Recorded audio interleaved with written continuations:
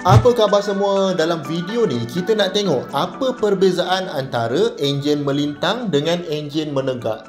Atau dalam bahasa Inggeris dia adalah transverse dengan longitudinal engine. Korang tahu tak enjin korang ni melintang ke menegak? Kalau buka bonnet depan kereta korang, kalau enjin tu anda boleh nampak intake dia. Cuba tengok betul-betul. Intake kita tu sebenarnya menunjukkan piston dalam enjin kita tu disusun macam mana. Kalau contohnya kereta anda ada 4 piston dan susunan dia 90 darjah dengan panjang kereta anda, maknanya enjin tu jenis enjin melintang ataupun transverse engine. Kalau susunan silinder tu pula selari dengan panjang kereta anda, maknanya enjin korang adalah enjin menegak ataupun longitudinal engine. Dan of course lah, enjin menegak dengan melintang ni ada kelebihan dan kekurangan masing-masing. Cumanya kereta dalam market sekarang didominasi oleh enjin melintang. Maknanya enjin menegak ni dah tak banyak lagi lah.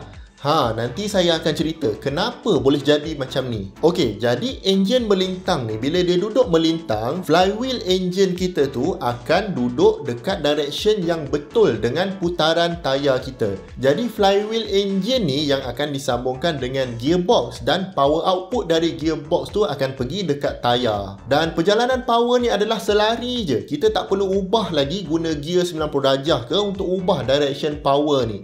Maknanya kalau enjin melintang ni dipadankan dengan kereta yang menggunakan pacuan roda depan, power dari enjin dapat ditransfer kepada tayar dengan efisien. Kelebihan lain enjin melintang pula adalah kalau enjin ni duduk dekat depan kereta kita, gearbox pun dekat depan, drive pun guna front wheel drive, maknanya packaging enjin tu memang cukup kecil dan jimat ruang. Jadi sebab tu untuk kereta yang daily drive, biasanya memang akan guna front wheel drive dan enjin memang disusun secara melintang. Sebab bila kita dapat jimatkan ruang enjin ni, kabin tu kita boleh besarkan sikit supaya selesa untuk naik ramai-ramai dan angkut barang banyak-banyak. Sebab tu kalau korang perasan, kereta macam Pro 2 Beza ke, kereta tu kecil je tapi ruang dalam tak rasa kecil. Lepas tu bonnet depan tu pendek je. Kalau kereta macam BMW contohnya, bonnet depan kereta punyalah panjang sebab enjin dia enjin menegak. Enjin melintang ni juga bila gearbox dia duduk dekat depan dan drive pun guna front wheel drive, jadi tak adalah keperluan untuk letak satu shaft yang besar dan panjang untuk bawa power ke tayar belakang. Shaft ni sebenarnya makan ruang yang banyak dalam kabin. Sebab tu kalau korang perasan, ada kereta yang center tunnel tu kecil je.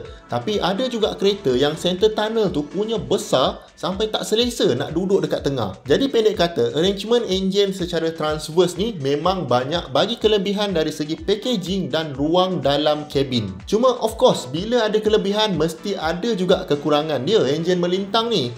Yang pertama sekali, disebabkan ruang antara tayar kiri dengan tayar kanan belah depan kereta kita agak limited, saiz gearbox yang kita boleh letak dekat situ pun limited juga. Dan gearbox ni saiz dia memang berbeza, most likely ikut power output engine tu. Kalau power output engine tu rendah, pakai gearbox yang kecil pun dah okey.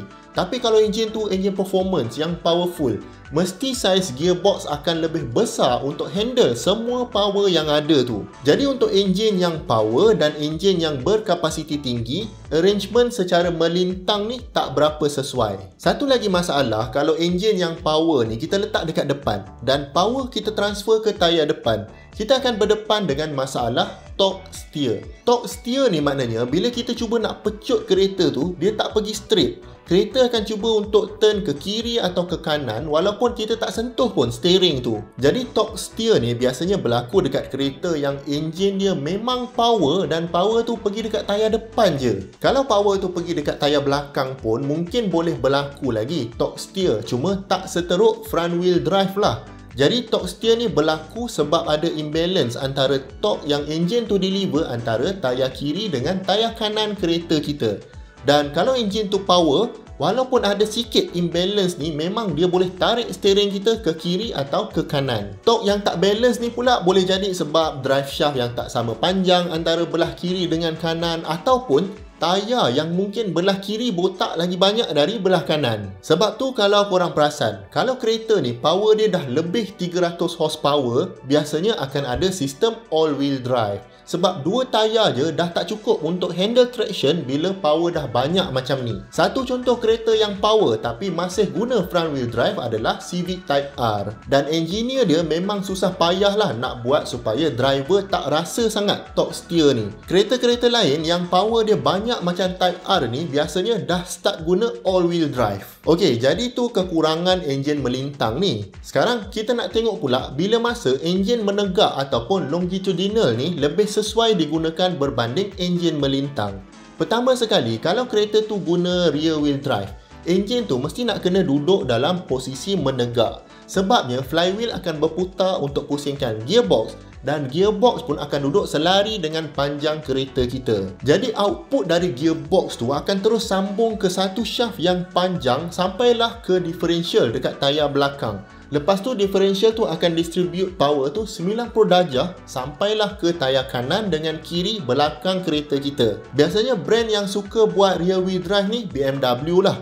Dulu banyak je manufacturer produce kereta yang rear wheel drive ni. Cuma sekarang ni diorang lagi suka buat front wheel drive untuk jimat bajet dan jimat ruang. Yelah, korang bayangkan kalau enjin ni kita kena susun secara menegak, mestilah bonnet tu jadi panjang.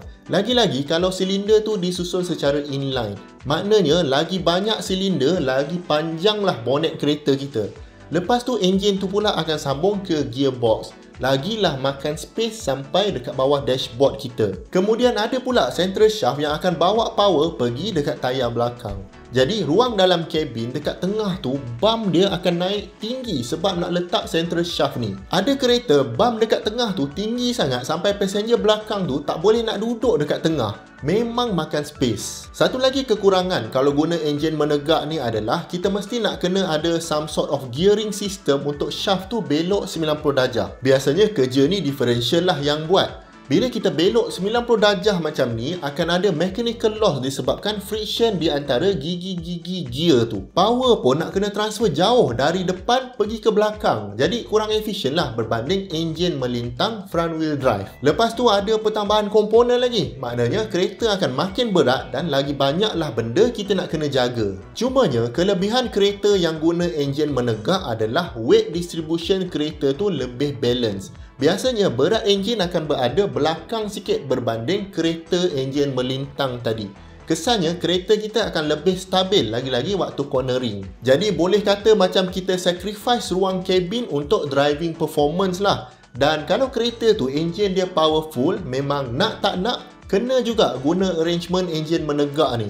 Sebab orientasi macam ni je yang muat kalau dah masuk sekali dengan gearbox yang besar tu. Jadi pendek kata, enjin melintang baik untuk jimat ruang dan enjin menegak bagus untuk performance kereta. Masing-masing ada kelebihan dan kekurangan masing-masing. Dah cek belum enjin korang melintang ke menegak? Jangan lupa tinggalkan komen anda di bawah, dan kalau anda dapat belajar sesuatu dari video ni, saya hargai sangat kalau anda dapat bantu kami dengan 2 klik. Klik butang like dan klik butang subscribe. Dan kalau anda berminat, boleh juga join membership Hasbullah Syarah dengan cara tekan butang join dekat bawah. Jumpa lagi di video yang akan datang. Assalamualaikum.